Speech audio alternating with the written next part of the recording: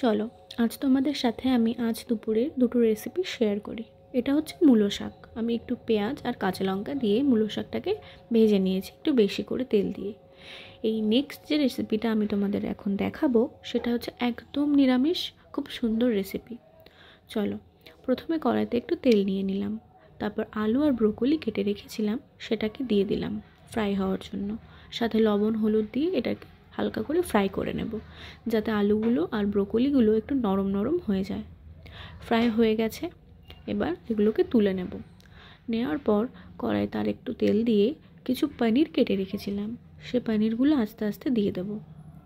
পনিরগুলো হালকা হালকা নরম আর একটু ফ্রাই হয়ে গেলে পনিরগুলোকে তুলে নেব।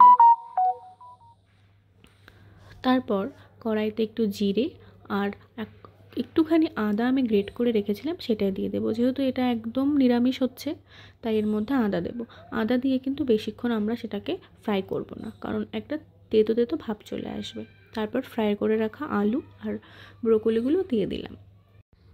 এরপর এর মধ্যে একটু একটু করে মশলা অ্যাড করব, যে মশলাগুলো আমি আজ রান্নায় দেব।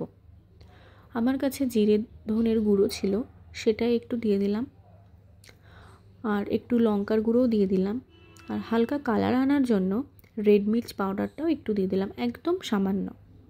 তারপর সামান্য জল দিয়ে এটাকে ভালো করে কষলাম। কিছুক্ষণ কষার পর এর মধ্যে এবার আমি জল ঢেলে দেব, যাতে এই ব্রোকলি আর আলুটা সেদ্ধ হয়ে যায়। দুটো কাঁচা লঙ্কা চেরাও এর মধ্যে দিয়ে দেব, আর স্বাদ মতন লবণ আর একটু পরিমাণে হলুদ আমি দিয়ে এটাকে ফুটতে দেব। তবে ইন্ডাকশানের ফ্লেমটাকে এখন আমি হাই করে দিলাম, হাই করে দিয়ে ফোটালাম।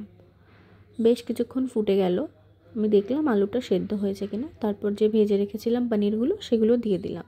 পনিরের ফ্লেভারটা ঝোলের মধ্যে চলে আসলে তারপরে আলুগুলোকে একটু ঘেটে ঘেটে দেখলাম যে আলুগুলো সেদ্ধ হয়ে গেছে কিনা। আলু ঘেটে দিলে জানো তো তরকারিটা একটু গাঢ় হয়, খেতেও টেস্টি হয়।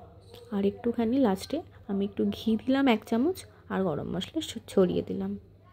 আমার নিরামিষ ব্রোকলি আলু পনির দিয়ে তরকারিটা তৈরি হয়ে গেছে। তোমাদের কেমন লাগলো কমেন্টে